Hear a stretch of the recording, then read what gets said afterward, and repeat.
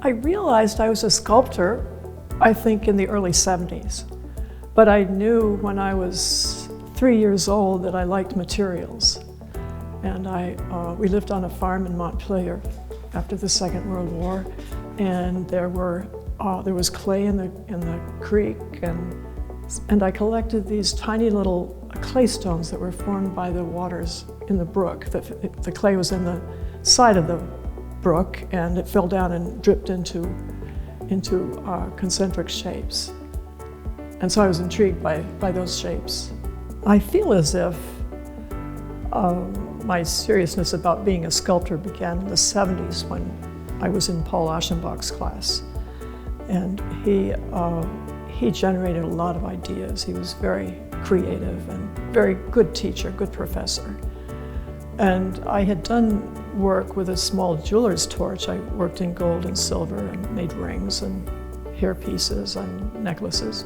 But when I had the oxyacetylene torch introduced to me, that was exciting because I could go larger. And I didn't go that large at first, but I built the first maquette that I ever made into a bigger sculpture there out of steel. And working in steel is very permanent. It's not like ceramics. You have to plan ahead because you can't alter the design like you can, say, in ceramics. I really loved the material. And I was completely smitten with welding.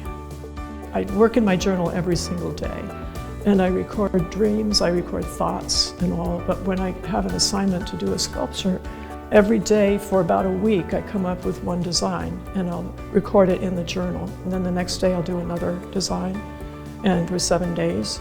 And then I choose among them, and I'll have the design in paper or cardboard, or then I make it into steel, a maquette.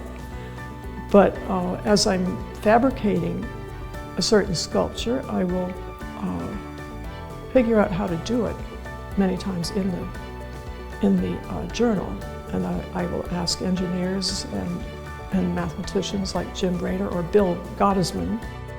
Then my structural engineer is Mel Doherty. So I would run this by all these people and then know how I needed to design it.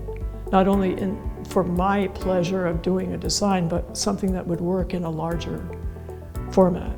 I had friendships with the assistants as well as with the engineers and the mathematicians, and then the welders. When I learned how to weld, I learned from the welders who welded on the St. Griswold trucks. And so those connections were very important to me. I always liked to make something a little larger than myself. And when I was first working, I would say that I would use pieces of steel that I could handle, and then I would put them together so that they would be, in the end, larger than myself. And part of that scale, when I place a sculpture in a certain place, if it's near a building or if it's near trees, then you make it, you don't have to have it quite as large, whereas if it's in the middle of a clearing, then it has to be very large to hold the space. The first public piece that I did is at the Fletcher Free Library, and it's called Kiss 2.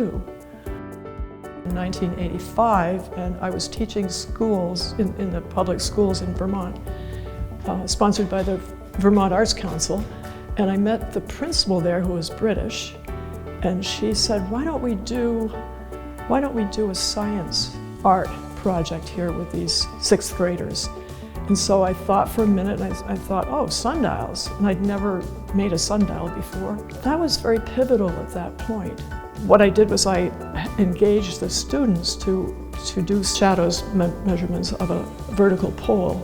This was in September, and we did it every half hour. We marked where the top of the shadow was on a piece of level plywood.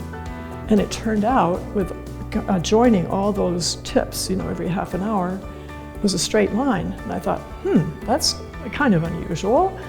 And so it was an experiment that showed me that on equinox, which is around September 22, 23, 21, that the sun's shadow, the tip of a sun's shadow would go in a straight line, an east-west line.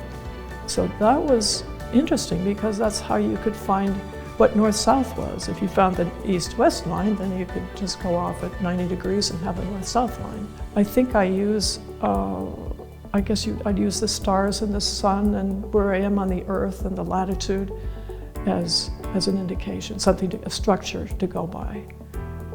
And that worked out really well for the first sculpture that I did in Stansted, because I was pointing to the North Star at 45 degrees, and then the shadow of the sun on equinox went, the tip of the shadow went east-west along the leg of the zigzag sculpture.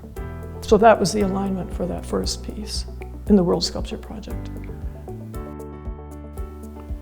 The sculpture is about connection. At the World Sculpture Project, which is the project I did with 5 different countries, the connection is the position on the globe, I guess you'd say. And I started with the World Sculpture Project up in Quebec, which is at 45-degree latitude. And it's also where my ancestors come from. My roots are in northern Vermont. My daughter was working in Hawaii. I think it's like 22-degree latitude, north latitude. And I had a friend, HIMEGURI, in Norway, which was at 60-degree latitude. So the connection there is a geographical one, and there's 6 hours difference between Quebec and Vermont and Norway, and there's 6 hours difference between where I grew up and Hawaii, where my daughter is. The connection with children started at the Colby Curtis Museum in Stansted, Quebec. And the director at the time, Sylvia Bertolini, suggested, why don't we make time capsules? Children from both sides of the border made little ceramic pieces, and we buried them underneath the sculpture. Then I thought, well, that can be part of the whole thing. And in fact, that was the reason the Japan Foundation decided to sponsor my sculpture in Japan, because of the involvement with children. So there were 2,500 children involved in the whole project in 5 different countries. And in Japan, Mitsubishi real estate company sponsored me to, they took me into different schools. And I think in Japan I went to at least 20 different schools. And they were young, kindergartners at one place, and then high school at another place. And I had to go into the classrooms, and the students were so friendly. And it was very fun talking with the Japanese kids. They were all very interested in America and what images. I asked them to do subjects of nature and what they loved best about their home and what were they afraid of. And I think that was the most moving part. Well, they were all moving, but working with the children was quite wonderful. They're also curious. There were time capsules for all the 4 other sculptures. And at one place in Japan, it was a beautiful ceramic round capsule and had a top. In New Zealand, it was a green egg ceramic, beautiful piece. And then in Hawaii, it was a very hot, muggy place, humid place to be. We used some kind of a pipe that was used for sewers, and we put a top and a bottom on that, and it worked in every place. We went back to each sculpture in 2015, back to each site, and there was a celebration at each site to open up the capsules. The best one was in Norway, because the lead assistant director was actually one of the students who had made a piece of artwork, and we put it in the sculpture. So he was able to call all the other students he remembered who were involved, and they all came, and they were probably in their 30s at that point. And that was wonderful. They were so excited. We took the sculpture out of the center of the cone, and there was a little bit of dampness with it. So we dumped it on a table, and things came piling out. And then they all looked, they were looking amongst all the pieces of paper and finding their own images. And that was quite moving. One of my favorite residencies for the Vermont schools was in Ferrisburgh. And that was just before I went to New Zealand, so that would have been in 2006. And a class in Ferrisburgh, probably fourth graders, I asked them to do portraits, facial portraits of themselves. Took them to New Zealand, and then working with fourth graders there, we made portraits of them, the New Zealanders. And the students were really fun in New Zealand. They didn't have as many rules as in other countries. They ran around barefoot, but in their classroom they did their portraits about the same size, and then we had an exhibition in New Zealand. We had an exhibition at the school of the different, the mixture of the two residencies.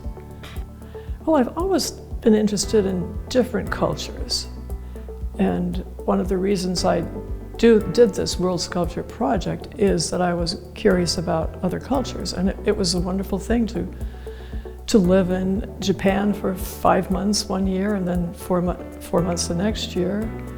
But the other connection that I feel is really a cultural connection that is really important in this whole project is the Maori in New Zealand and the ancient Hawaiians in Hawaii.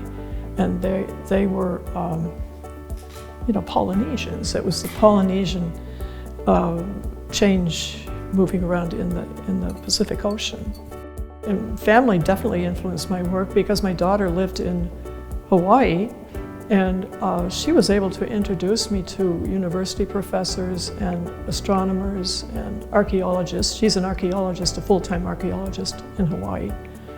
And it was very helpful, and she was there when we dug to find the time capsule in 2015. She was the first person who put the shovel in. And then in Japan, my son, and he was studying for his doctorate and writing a book in Sendai, Japan, at the university there, Tohoku University. And he speaks fluent Japanese, and so when my project was covered on television, and I would speak in English, and then he would translate into Japanese for the camera. And that was wonderful. And both he and Carol, his wife, were very helpful in Japan. Well, they made the introduction to Mitsubishi. Carol did that. And that was an important connection. Well, originally I was using an oxyacetylene torch. Acetylene is a fuel that is generated hotter by the addition of oxygen. And an electric arc welder with a stick welder, it's electric. It's hotter, and so you can build a better seam that holds the steel together better, and it doesn't warp it as much as using a torch. The only injury I ever had was dropping an oxyacetylene container on my foot and then a piece of steel on the other foot. Well, my career as a sculptor has changed quite a bit, but it's all been my life. It hasn't been separate from my everyday life, I guess is a good way to do it. And to see it all in one place like this, looking back on the 40 years, it's been quite affirming to me to see this all in one place and realize that my work has evolved and involves a lot of connections with people. I think the people are the big connections in my work.